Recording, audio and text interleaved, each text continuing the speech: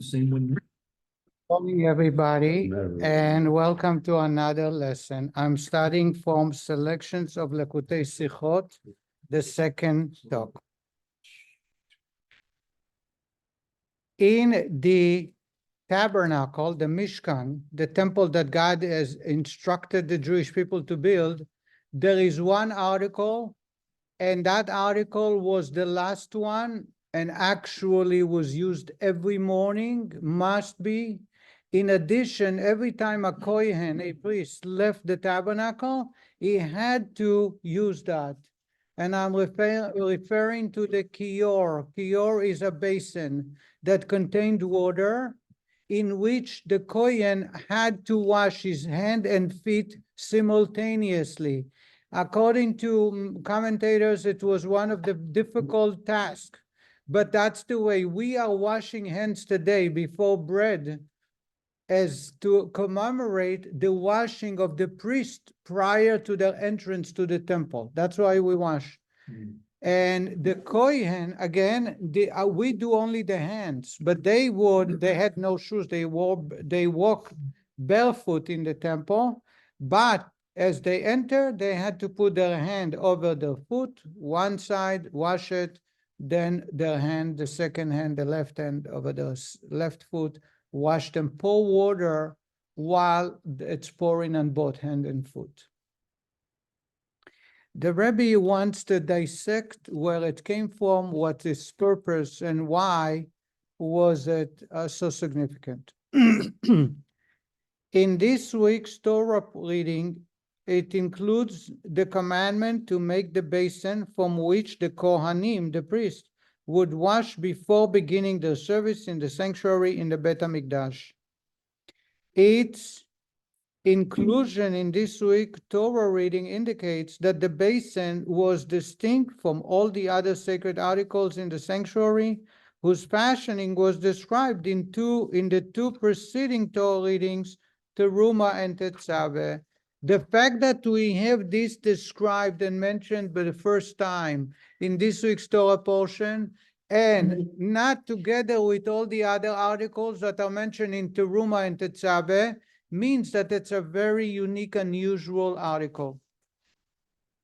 The basin was also a fundamental element of the Beit HaMikdash. Thus, with regard to the anointing of the sacred articles with the anointing oil, which is mentioned later in this Torah reading, it is listed together with the other sacred articles. Of all of them, it is written, they should be most holy. It says in the Torah that they will be. This then prompts a question.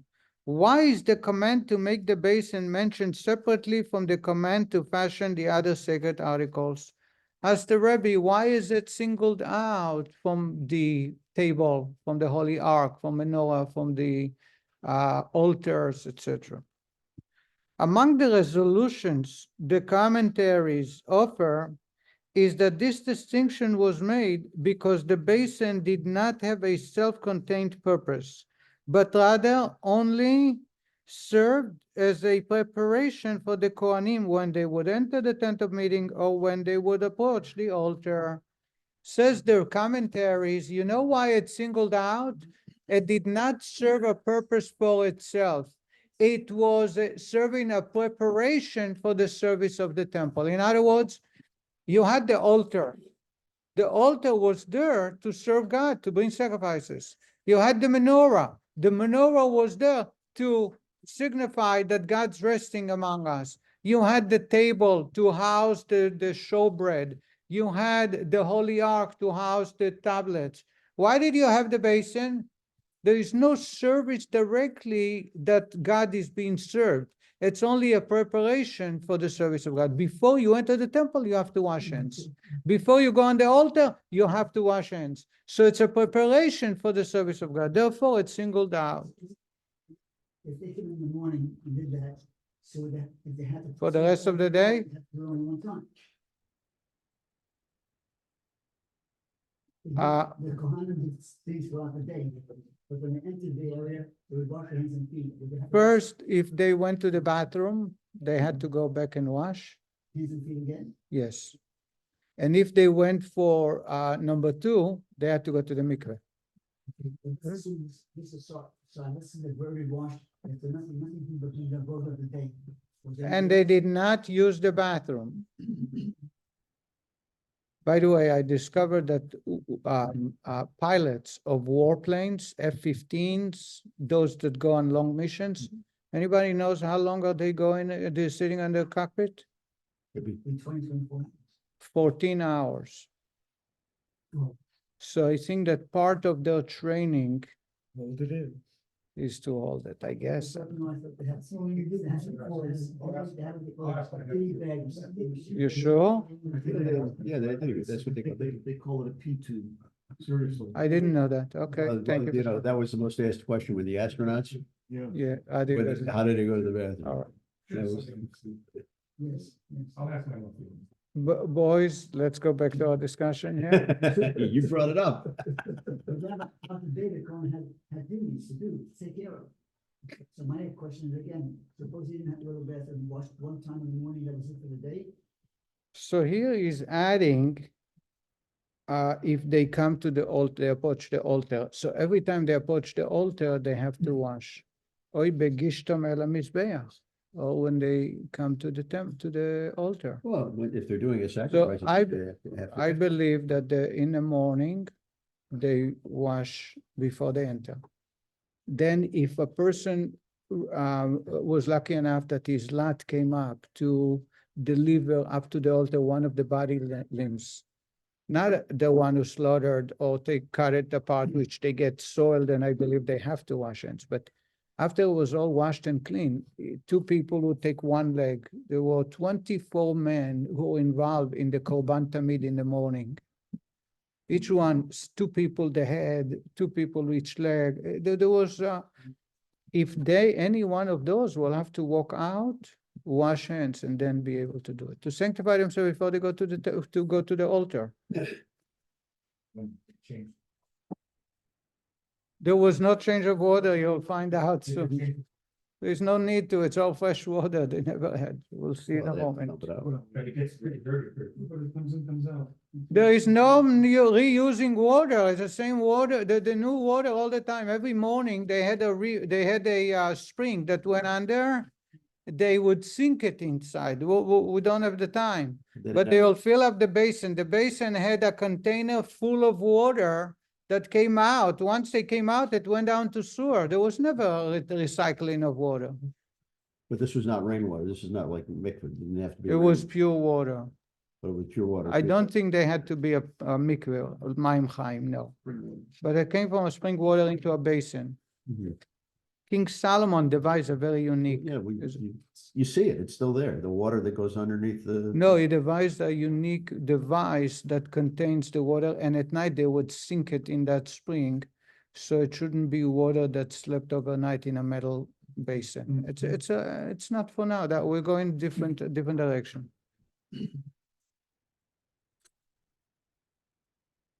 This distinction between the basin and the other sacred articles of the sanctuary is expressed not only in the placement in the Torah of the command to make the basin, but also in the basin's location in the sanctuary. So first you learn that God chose to mention basin after he covered everything else, because the basin did not serve God directly. The basin was preparatory to prepare them, to put them ready to serve God. But in addition, where was the location of the basin? The other sacred articles of the sanctuary were located in the tent of meeting. Even the copper altar, which was located in the courtyard, was still located at the entrance of the sanctuary, the tent of meeting. By contrast, the basin was not located at the entrance of the sanctuary, but rather was set off to the side between the sanctuary and the copper altar. As our rabbis specifically say, the basin was not in front of the tent of meeting. Accordingly, the Kohanim could approach it to wash their hands and feet, although according to certain authorities, one was not permitted to pass between the entrance hall of the Beit HaMikdash and the altar before sanctifying one's hands and feet. Says the Rebbe that the altar the only article was that was outside the tent of meeting was the basin. Another article that was outside the tent of meeting was the copper altar. The copper altar was the one that they used for sacrificing and placing animals. It was too huge, too big to be placed in the tent of meeting, but it was right next to the sanctuary. The altar on the basin on the other hand had to be not centered to the entrance, but to the side and farther away. Let me ask a question. Yes. When you had a hand, wash the hands and feet, you're then allowed to have someone pour water over them as they held the hands and feet? Or definitely themselves? I would assume that it is acceptable. I was wondering about that for many times. It doesn't say nowhere that another human is not allowed to do it. So it's easier for the couple. Yet, it's a service of God, so they wouldn't let somebody else do it. Yeah, and it's only the Kohanim that did this, right? Right. So no. If someone had a broken wrist, for example, he could not do it, then he's not allowed to serve in the temple anyway. Because it had to be, mum, right. So therefore, I don't think it was practical for someone to assist him. The concept that the basin enabled the preparation for the service in the sanctuary as a whole is also reflected in the measure of water the basin was required to contain. The basin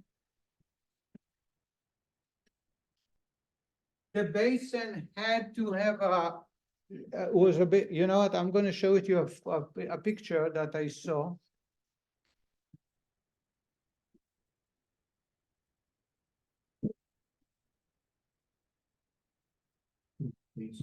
Multi-gallon object.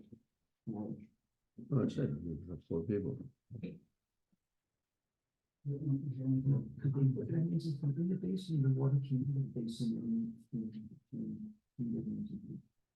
I believe the basin was like a big, huge vat that had water spigots. And the people would put their hands and feet in the water, they open and put their hands and feet and it will fall down. How many people here's the basin. So it's huge. So how many spigots? 1, 2. They fill up this. This was filled up with water. They put their hand and feet right here.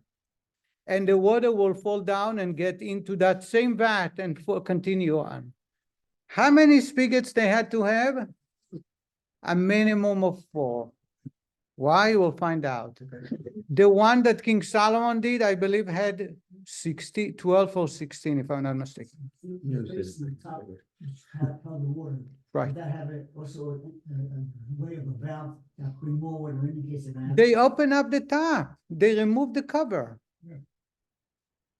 They would remove the cover, then they would lift the whole basin. 4 men would lift it, sink it into this and lift it back up and put it down.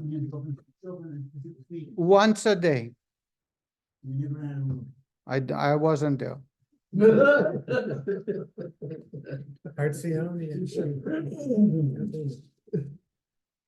Says the Rebbe, the concept that the basin enabled the preparation for the service in the sanctuary as a whole is also reflected in the measure of water the basin was required to contain. How much water did it have to?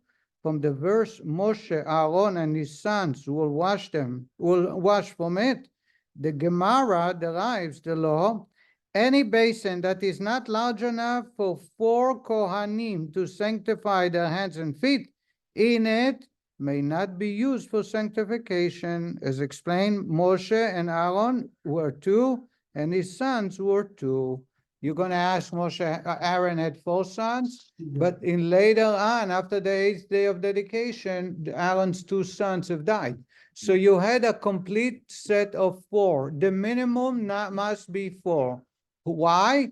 Because it says Moshe and Aaron served God. Therefore, it has to have enough to cover for 4 people.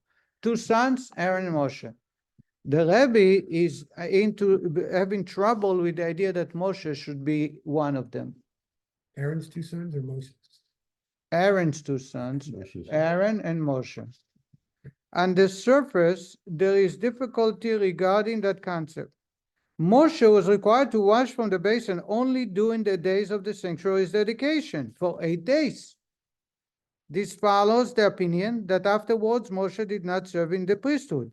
After that, Moshe was not a Kohen, he became a Levite. He cannot serve God. Subsequently, the basin was used only by Aaron and his sons. Why then was it necessary for all the time that the basin hold sufficient water for 4 Kohanim to wash from it, that is, including Moshe? This question is raised by the commentaries on the Gemara over there.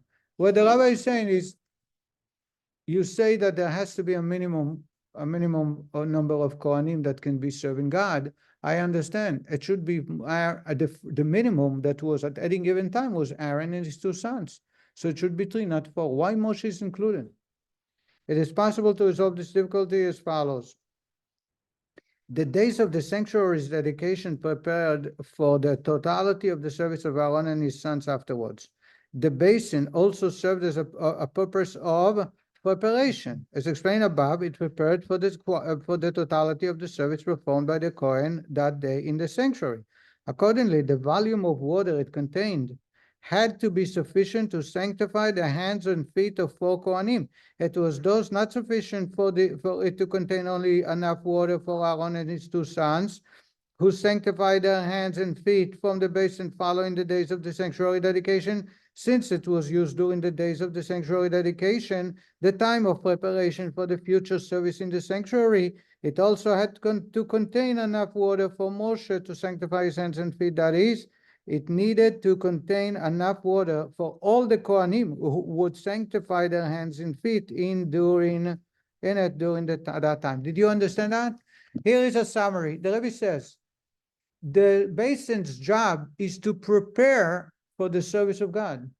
Dedicating the temple for 8 days was a preparatory for the temple to be able to house God forever.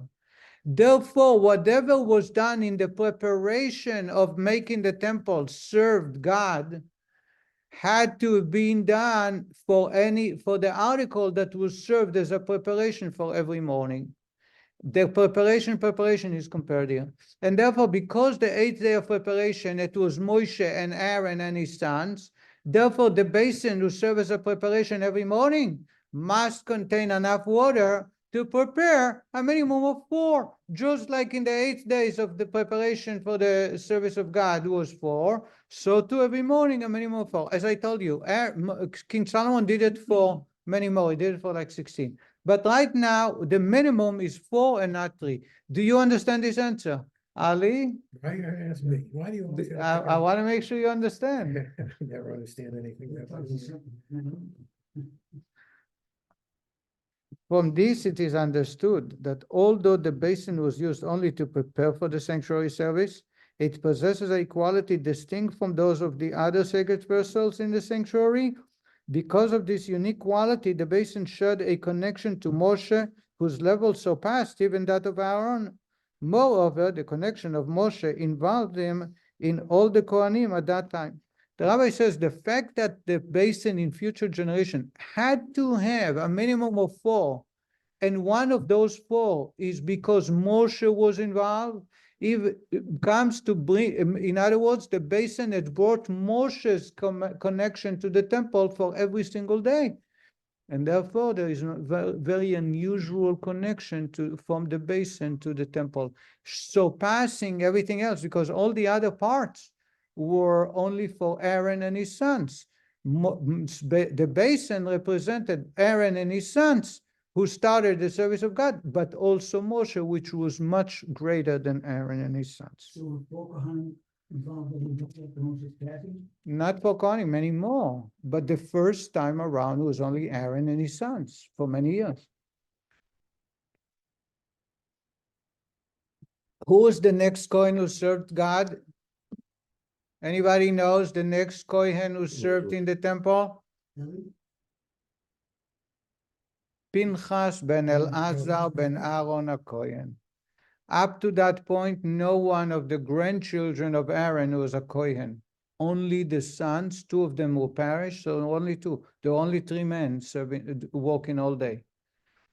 Only Pinchas, after he killed the Midianites and the Shimon, Zimri ben Salu, God gave it to him forever.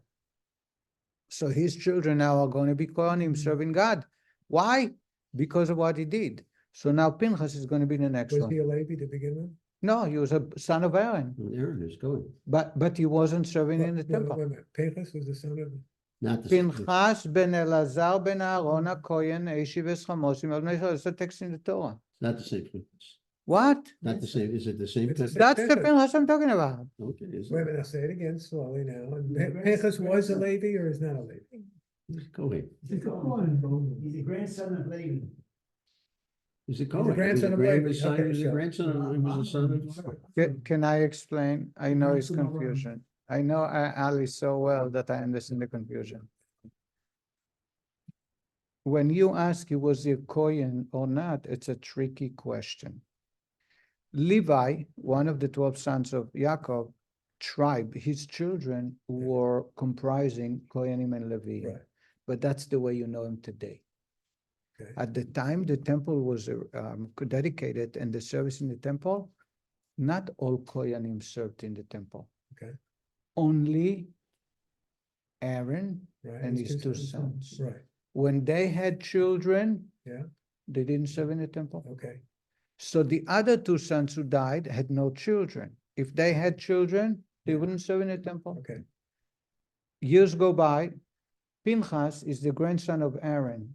Okay. Pinchas is the son of Elazar. okay. He did a heroic act, endangering Right, himself. right, right. So he was So God elevated is to a- granting him priesthood, meaning his children are going to be priests. They're going to be Kohanim. Yeah. So is he son of Aaron? Is the grandson of Aaron? Yes, but that's not a given. At the time, nobody else served in the temple except Aaron and his 2 sons. Only Pinchas is the one who brought the priesthood to the future generations. Do you Okay. understand But that? it's still via Aaron, it's still attached The- directly to Aaron. He is the grandson of Aaron, Yeah, okay. yes. So all So the Kohanim- seeds of Aaron became Kohanim. Now, Because of Pinchas. Aaron had 2 sons that stayed alive. Nadav and Avihu died. 2 sons are, the names are Elazar, not Eliezer. Moshe had a son Eliezer. Elazar and Itamar. Elazar and Itamar. Based on what I told you, Itamar's children were not Kohanim. At the moment, yeah. Itamar was a Kohen, right? He's the son of Aaron. Itamar's son, if he had sons, I'm not sure they were priests. Why not? Okay. Because God gave it to Pinchas ben So Elazar. they all follow through this with Just since Aaron has 2 sons. Until Pinchas came along. It was also only Aaron and his 2 sons. Pinchas is a son of one of those 2 sons. He got Kohanim. So if The other son, they had no Cohen if to this. Itamar had sons who are had sons, Yeah. they were not necessarily serving in the temple. Are they Cohen? So when God granted to the seeds of Aaron, it's not necessarily to both children. It's only to Pinchas, the son of Elazar. But even though the So sons to were that- Kohanim, to this day? they were not Kohanim. I don't know. They are Kohanim or they're not Kohanim. They were children of Aaron. Were they serving in the temple as Kohanim? I'm not sure. I'm here to tell you it's only Pinchas who's They weren't- granted it. They weren't serving, if they weren't serving, By birth, they were Kohanim. By birth, they're the sons of Aaron. They're not Kohanim. They're the sons of Aaron. Alright, No, let me they're understand. not Kohanim. Alright, they're not a Cohen. Because the only Kohanim went through. They're not a Cohen. Right. Ali, did you, Ali Did they become understood it. automatically Only the Levim and ones they that served? went through as a- You're talking about Moshe? No, I'm talking Well, about I'm the talking- sons of Aaron that did not become Kohanim. I don't think so. So where did- He's not a Kohen? Correct. If they weren't And Levim and they because weren't only Kohanim, Pinchas. Where were they? I mean, where they had to be someplace, It they were didn't part come of down the to tribe, anywhere to Pinchas. so where would they be? And saying they were Levi makes it much more confusing. Well, Well, they are they're all Levim. Levim, yeah, they're all Well, Levim. but that's my point is where'd they hang out? You know, basically, they're like in no man's land. No, they're Levim. Well, no, he says they weren't. So the Kohanim's children were not necessarily Kohanim by birthright as we are today? It's only, all through only. Pinchas. All through only Pinchas. descendants Not of through Aaron, Pinchas. through Pinchas. That's what I think he said. Researching the question. Yes. Actually, that's about right. Good. Hey, it's making sure. Exactly. If you were the other side, the other side, you're a Levi. You're still from the tribe. Well, of that's, he's Levi. saying this. That's what he's saying. Right, exactly. All right, so I'm gonna read it to you in the Hebrew. Here is the Machon Mishkan. He's talking about Itamar. They have a whole page. Please let me say the whole thing Okay. because it takes too much time. And I think it will clarify everything you want to know, as long as you learn to be patient. Itamar was one of the two sons of Aaron that survived. Itamar and Elazar, the two sons of Aaron, survived after Nadav and Abihu died. When Aaron died, Elazar, the father of Pinchas, became the high priest. Itamar became the one in charge of the carrying of Bnei Gershon and Bnei Merari. If you read in Nassau, in the second book of Numbers, there is the division of who carries what. Itamar, it says, he was in charge of the carrying of the wagons, of the beams, etc. Some say that Itamar was also the Gizbar, the treasurer of the silver and copper that was donated in the temple, and some of the gold, a little bit of the gold for the building of the temple. Also, Itamar helped Moshe in the treasury of accounting about expenses and income. After Elazar died, Elazar is the brother of Itamar. Itamar became the high priest under Elazar. He was the one who became the high priest after, not the son, not Pinchas ben Elazar, but Itamar, brother of Elazar. At first, the high priesthood was given only to Elazar, as God promised to Pinchas. It will be for him and his children forever, a covenant of priesthood. However, after a period of service, it moved from Elazar family to Itamar. This took place of about 72 years, from the time of Eli until Avitar. Avitar is also a high priest. From the Medrash comes out that the movement of the priesthood, the high priesthood, not regular priesthood, was done because Pinchas was responsible in a very, Pinchas, the high priest, came from Elazar. It's not the same Pinchas we're talking about later. There was another Pinchas. He wasn't responding properly to a very severe events that took place. He also did not take care properly about the neder, about the vow that Iftach did. I don't know if you know about Iftach. They appointed him as a minister of war to wage war, and he made a vow. The first one that will come out of my house will be dedicated to God. He expected an animal, but his daughter came out, his only daughter, so he dedicated. He also did not rebuke the people when there was a war between Ephraim tribe and Iftach, where tens of thousands Jewish people died. As the head of Sanhedrin, Pinchas was also responsible for the very low spiritual state of the people that they were degrading. He also brought into the event of Pilegesh Bagiva, where 72,000 men died. Anybody knows about Pilegesh, about Benjamin almost being extinct because they brutally raped and murdered a girl that traveled? It's a very famous story. That's why we have the 15th of Av, Valentine's Day, to be able to make the Benjamin tribe come back. Otherwise, they would be gone. After 72 years, the priesthood came back to Elazar. Now, the blame was the sons of Eli that desecrated the holy. So, Moshe Rabbeinu divided the priesthood to serve in a temple to 8 groups, 4 of Elazar and 4 of Itamar. And that's the way it continued until Shmuel. Shmuel and King David together divided into 24 groups, each one serving 2 weeks, so it's about 20 a year. and it continue on for forever. Now, that's the end. It goes on about these details of his service. Did I cover so what I'm taking back?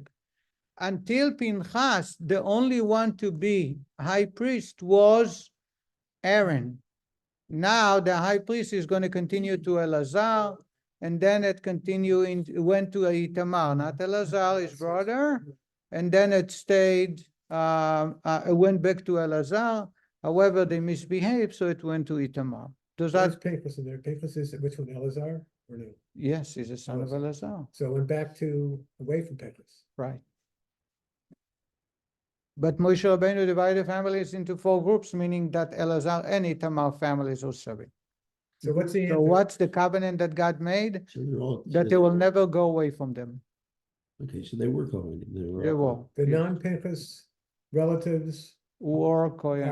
Kohanim. Yes. So it's not from Pinchas, it's from Aaron. We're back to Aaron again. This difference includes, Zimri, Zimri. okay, he declined in the priesthood. He did not decline, God He forbid. said some of the Pinchas wasn't.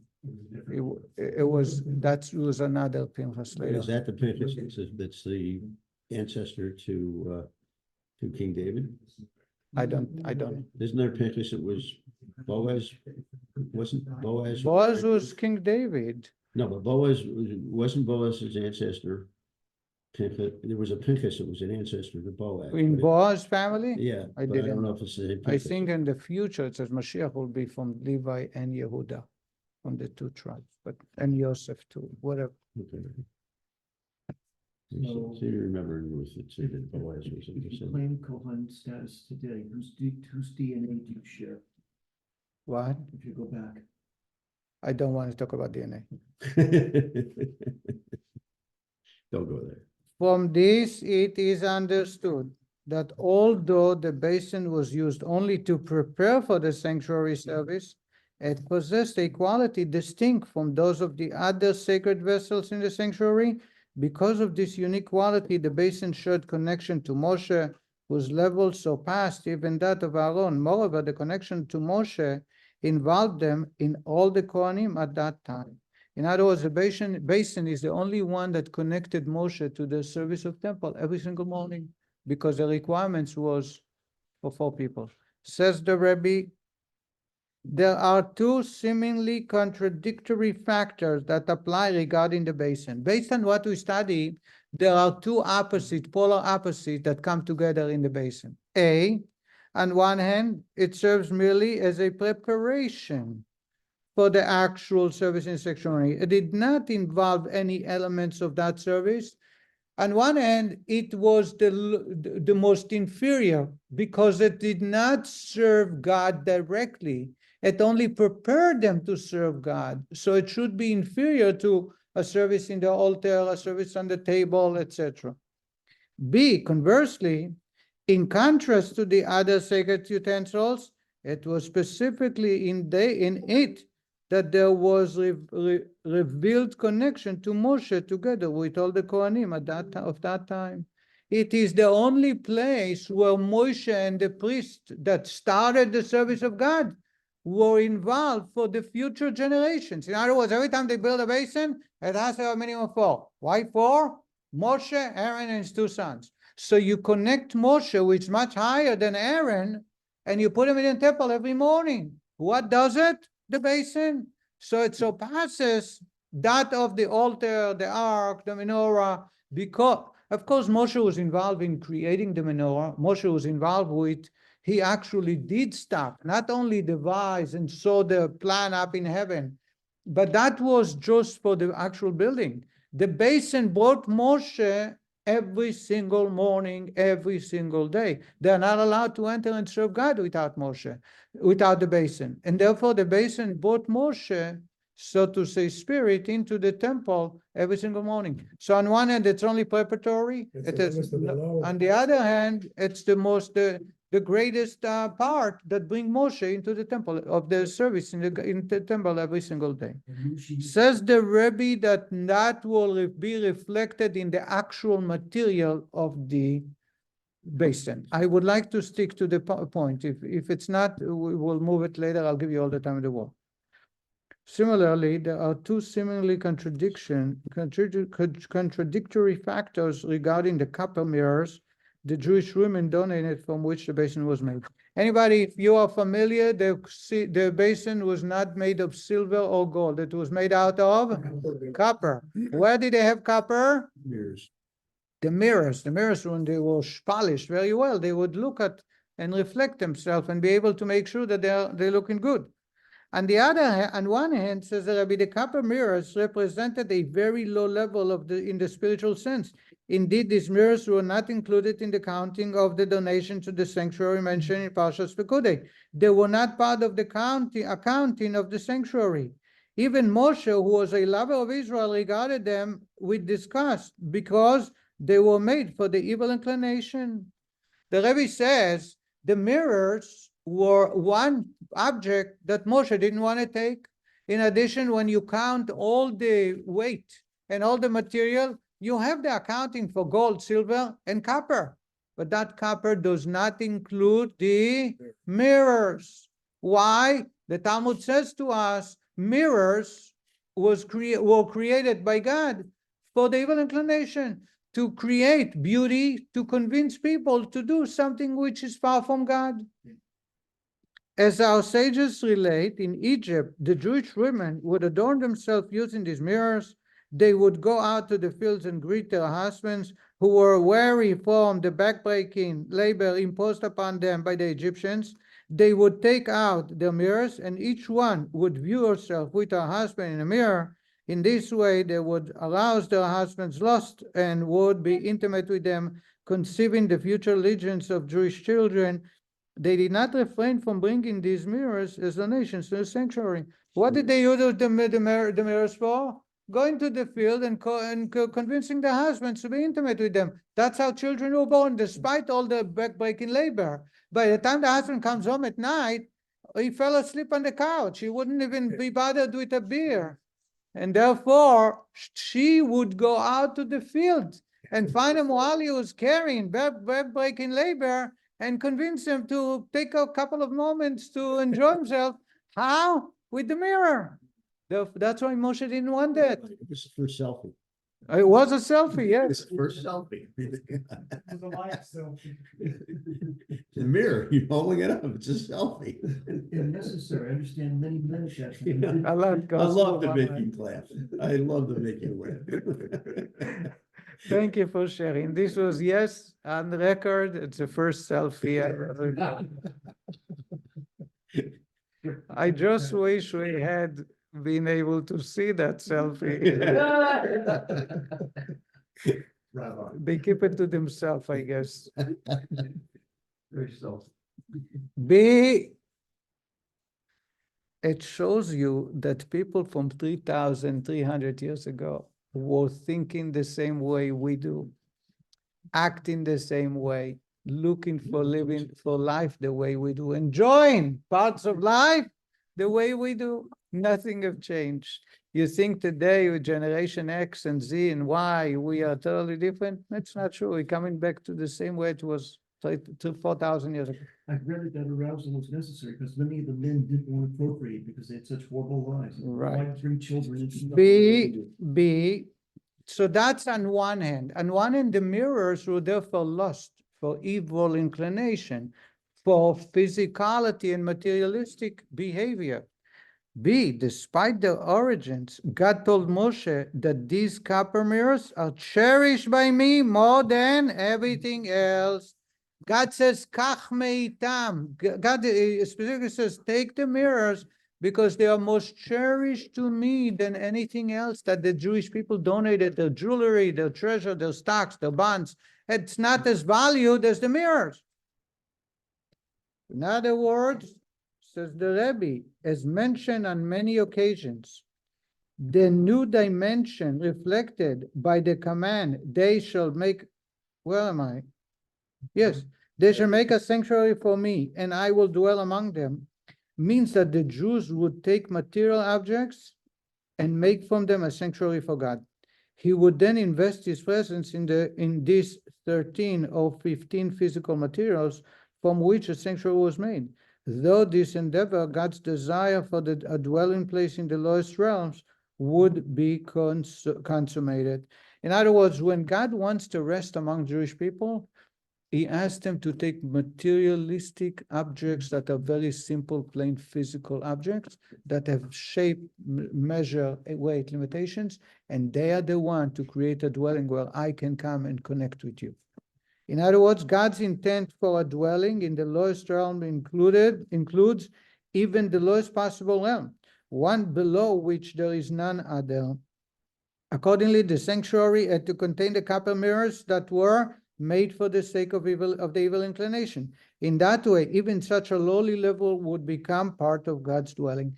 The material of the basin was from those mirrors, no way to go any lower than that, because the mirrors were created for lust, for the evil, and they dedicated it to serve God as preparatory for serving God, as we'll discover in a moment. In other words, the mirror contained in them, on one hand, the lowest realm of the physical universe, because they were created simply for the sake of going away from God and concentrating on my pleasures. On the other hand, as we'll discover, God, so much so that they were not counted in the balance. Moshe refused to take them, and God says, no, they're cherished to me. Yes? I feel this is gives evil inclination. This is Lashem Shemayim, that you procreate, how can we consider evil inclination? Because they were looking at themselves. Doesn't matter, but it was done for the sake of a mitzvah, procreating. I agree with you. Just I want to make sure that you understand that the mirrors were created for a simple reason, and that is to arouse physical and materialistic pleasures. Yet the women didn't see it that way. Unlike men, man's mind is in one direction. Women's mind was they wanted to be a future. So they wanted to have children. And that's why they had the mirrors. Moshe refused to take it because he was a man. He didn't see it that way. God said to Moshe, in that way, you got to learn from the women. Because the way they view those mirrors is actually serving me in the lowest possible way. And therefore, it brings me the greatest pleasure. Because my desire is fulfilled only when the lowest of the low can be dedicated to God. So when you procreate and you become intimate with your spouse for the sake of God, you actually bring holiness greater than anything else. Nothing can be as holy as being intimate with each other when it's done for God's sake. Don't blame me for this. I just want to get the other side. Nevertheless, Moshe initially regarded them with disgust because he was on an extremely lofty spiritual level, as implied by our sage's statement that Moshe began his prophecies, Zeh hadavar, meaning this is the word that God commanded.